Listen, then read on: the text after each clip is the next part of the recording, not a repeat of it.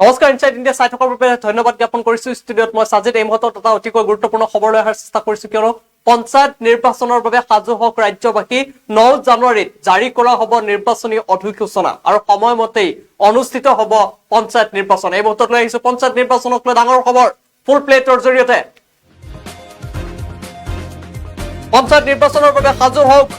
ৰাজ্যবাসী 9 জানুৱাৰীত জাৰি কৰা হ'ব নিৰ্বাচনী অধিসূচনা প্ৰতিদ্বন্দ্বিতা কৰিব খোজা সকলৰ বাবে আছে নিয়ম সময়মতে অনুষ্ঠিত হ'ব পঞ্চায়ত নিৰ্বাচন আৰু 9 জানুৱাৰীত জাৰি কৰা হ'ব নিৰ্বাচনী অধিসূচনা 6 জানুৱাৰীত ন্যায়ালয়ৰ পৰা ভাল ফলাফলৰ আশা কৰিছে মুখ্যমন্ত্ৰী গৰাকীয়ে ন্যায়াধীশে পুনৰ এবাৰ বিষয়টো শুনিব বিচাৰিছে কিন্তু সময়মতে অনুষ্ঠিত হ'ব নিৰ্বাচন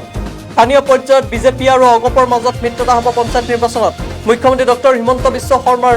ডাঙৰ মন্তব্য সময়মতে অনুষ্ঠিত হ'ব পঞ্চায়ত নিৰ্বাচন মুখ্যমন্ত্ৰী ডক্টৰ হিমন্ত বিশ্ব শৰ্মাই ঘোষণা কৰিছে এই ডাঙৰ মন্তব্য কৰিছে সময়মতে অনুষ্ঠিত হ'ব পঞ্চায়ত নিৰ্বাচন 9 জানুৱাৰীত জাৰি কৰা হ'ব নিৰ্বাচনী অধিসূচনা আৰু স্থানীয় পৰ্যায়ত বিজেপি আৰু অগপৰ মাজত মিত্ৰতা হ'ব পঞ্চায়ত নিৰ্বাচনত 6 জানুৱাৰীত ন্যায়ালয়ৰ পৰা ভাল ফলাফলৰ আশা কৰিছে মুখ্যমন্ত্ৰী গৰাকীয়ে কিন্তু সময়মতে অনুষ্ঠিত হ'ব পঞ্চায়ত নিৰ্বাচনৰ বাবে সাজু হওক ৰাজ্যবাসী প্ৰতিদ্বন্দ্বিতা কৰিব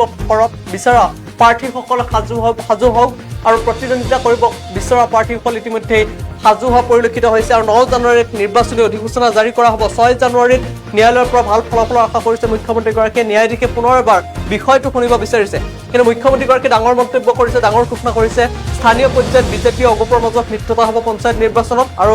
9 জানুৱাৰীত জাৰি কৰা হ'ব নিৰ্বাচনী অধিসূচনা